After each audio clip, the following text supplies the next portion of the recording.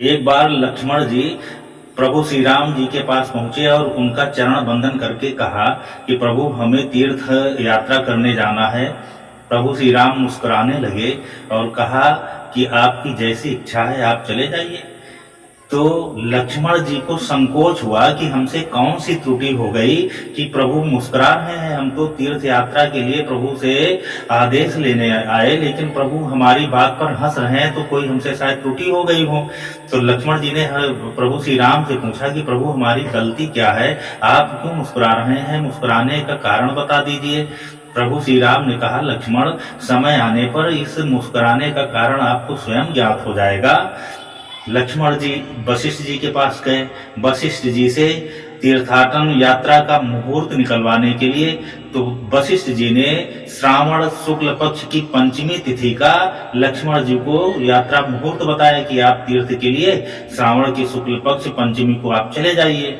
तो लक्ष्मण जी पंचमी को जब प्रातः काल सरयू का स्नान करके, क्योंकि दिन में यात्रा में निकलना था, तो सरयू का स्नान करने गए तो वहां क्या देखते हैं कि वहां तो अपार तेजोमयी व्यक्तियों की भीड़ लगी हुई है। एक से एक राजा महाराजा आकर के सरयू में स्नान कर रहे हैं उस ब्रह्म मुहूर्त में। लक्ष्मण जी को वो देख करके अचंभा हुआ और वह पुनः अयोध्या में स्नान करके आ गए। स्नान करने के बाद जब प्रभु श्री राम की नजर लक्ष्मण पे पड़ी तो लक्ष्मण से प्रभु श्री राम ने पूछा कि लक्ष्मण तुमको तीर्थाटन में जाना था और तुम गए नहीं हो।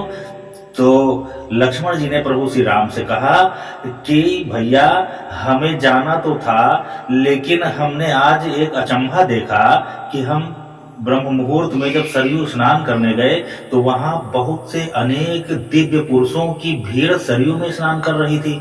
तो हमें समझ में नहीं आया कि हम क्या करें, और हम आपके पास आने वाले थे इस प्रश्न को, इस अचंभे के बारे में बात करने के लिए कि आखिर ऐसा क्या है, ये कौन से लोग हैं।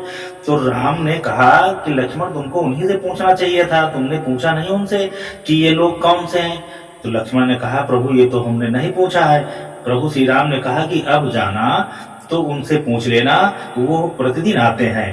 लक्ष्मण जी जब दूसरे दिन गए तो फिर वहां देखा कि उसी तरीके की भीड़ लगी है।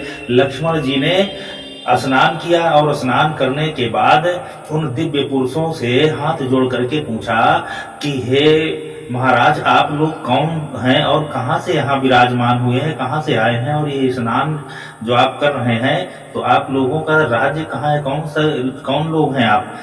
तो उन लोगों ने बताया कि हम लोग इस पृथ्वी के संपूर्ण तीर्थ हैं।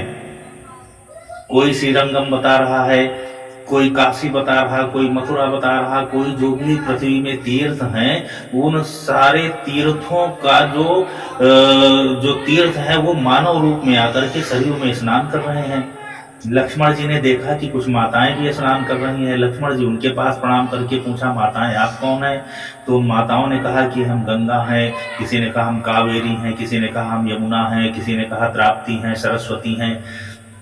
तो ये कौतूहल देख करके लक्ष्मण जी को लगा कि हम तो तीर्थाटन में जा रहे थे और सारे संपूर्ण तीर्थ सरयू में आकर के और यहाँ स्नान कर रहे हैं और हम तीर्थ के लिए परेशान हैं।